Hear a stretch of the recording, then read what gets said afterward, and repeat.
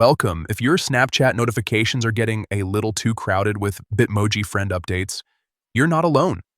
Those alerts can be fun at first, but over time they can start to feel distracting. The good news is you can easily turn them off in just a few taps, and in this video I'll show exactly how to do it. First, go ahead and open your Snapchat app.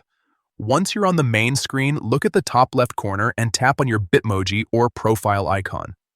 This will take you to your profile page where you can manage your account settings. Next, focus on the top right corner of your screen.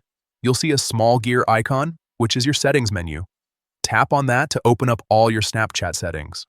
Now, scroll down a bit until you find the notifications option and tap on it. This section controls everything related to the alerts you receive from Snapchat.